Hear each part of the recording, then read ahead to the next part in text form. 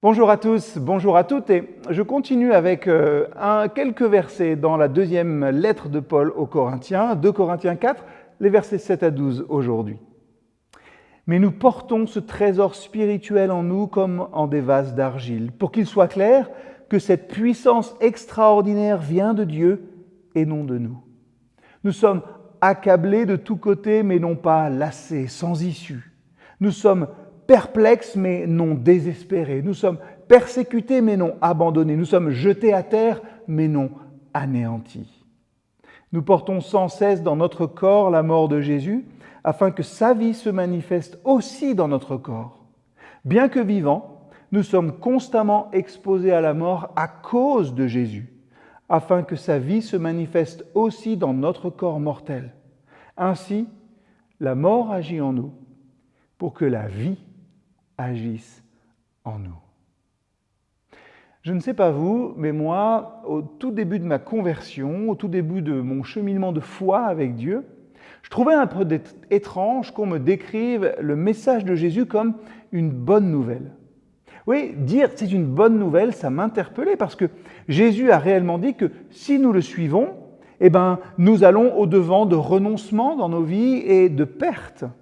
Des pertes énormes. Il me revenait en tête qu'il fallait laisser derrière nous notre père, notre mère, nos familles, que le Fils de l'homme n'avait pas d'endroit où poser sa tête, que comme le monde avait persécuté Jésus, il persécuterait ceux qui le suivent aussi.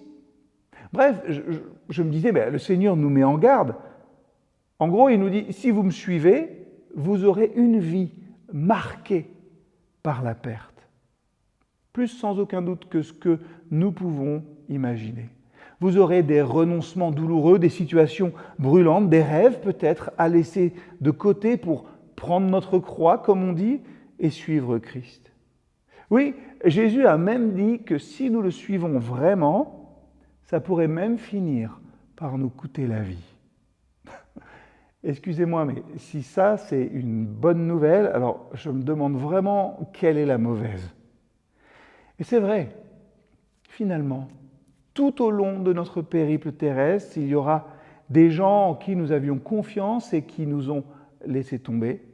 Il y aura des relations qui auraient dû se passer de manière merveilleuse et qui termineront horriblement mal. Ce qu'on a construit peut-être à la sueur de notre front pourra s'écrouler. Ce que j'apprends finalement dans ma vie chrétienne, à la dure parfois et au fur et à mesure, c'est que la bonne nouvelle dans notre foi ne consiste pas à éviter la douleur, mais à vivre la perte, à traverser les cendres et à recommencer encore et encore, en sachant, c'est vrai, que tout pourrait s'écrouler à nouveau. Et quelques versets que nous avons lus ce matin nous posent cette question: quelle est la plus grande bénédiction dans ma vie ? Nous portons sans cesse dans notre corps la mort de Jésus afin que sa vie se manifeste aussi dans notre corps.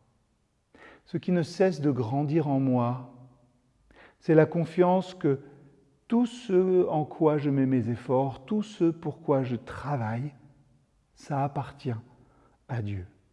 Et il peut faire ce qu'il veut avec ce que nous construisons dans nos vies. Je crois que Dieu permet à chacun d'entre nous de traverser des moments difficiles aussi pour nous montrer sa présence.